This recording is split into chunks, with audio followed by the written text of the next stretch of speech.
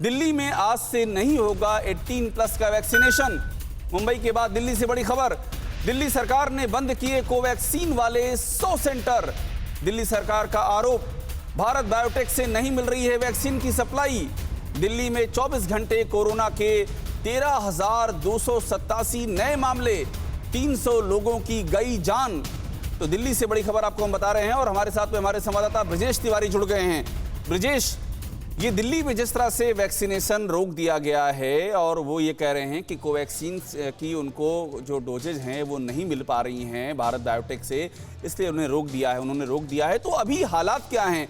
कोई आपकी जानकारी में कोई रास्ता जो सरकार निकालने की कोशिश कर रही हो, कोई बातचीत अगर कंपनी से उनकी चल रही हो, गवर्नमेंट ऑफ इंडिया से, केंद्र सरकार से कोई बातचीत उनसे चल रही हो? मैं समझना चाह रहा हूं कि ये तो समस्या आ गई, लेकिन समाधान का रास्ता क्या दिखाई दे रहा है?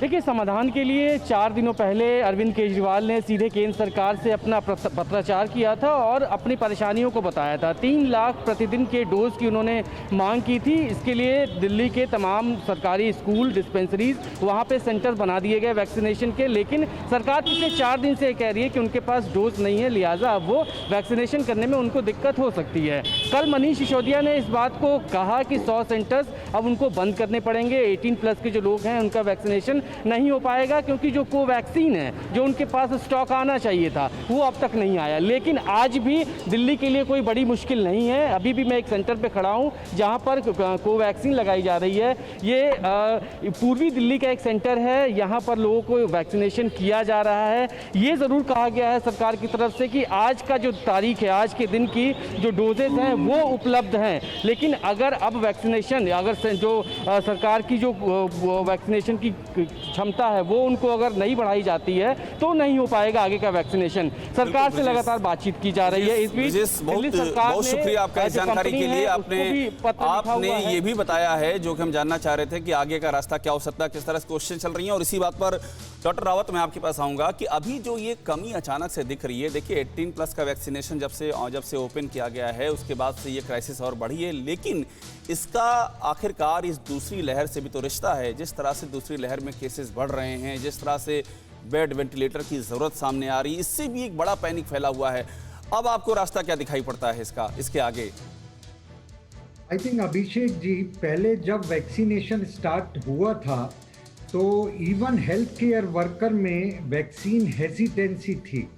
Health care workers and doctors और जो और प्रोफेशनल लोग थे, उन्होंने भी 100% वैक्सीनेशन नहीं कराया है और उस समय लोगों में हेजिटेंसी थी।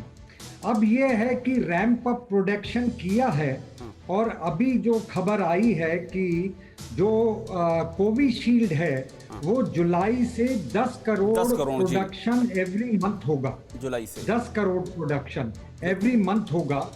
और उसके बाद कोवैक्सीन का भी जो प्रोडक्शन है वो 7-8 करोड़ एवरी मंथ होगा। तो अब आप देखिए 18 करोड़ वैक्सीन एवरी मंथ हमें अवेलेबल होंगी और उसमें हम स्पुतनिक वैक्सीन नहीं जोड़ रहे हैं।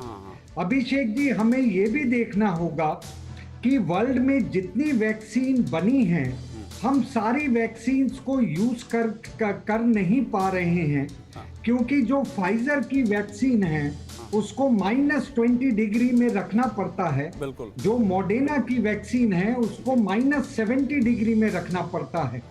तो उसमें जो स्टोरेज है, उसमें जो ट्रांसपोर्ट है और जहां वैक्सीन लगनी है वहां पर भी उसी टेम्परेचर में रखना पड़ेगा। तो उसके लिए हमें बड़ी दिक्कत आएगी फाइजर और मॉडर्ना में। लेकिन अच्छी बात क्या है, ज़ाइडक्स कैडिला ने भी फेज 3 ट्रायल खत्म कर लिया है और अभी न्यूयॉर्क में जॉनसन एंड जॉनसन की नेजल वैक्सीन भी यूज हुई है अभी 2-3 दिन पहले। और उन्होंने बहुत अच्छा, क्या बात है, नेजल वैक्सीन बहुत क्विकली लग जाती है, उसमें टाइम कम लगता है और वो बिल्कुल पोलियो वैक्सीन की तरह है कि आपने ड्रॉप डाल दिए, बहुत जल्दी हो जाता है।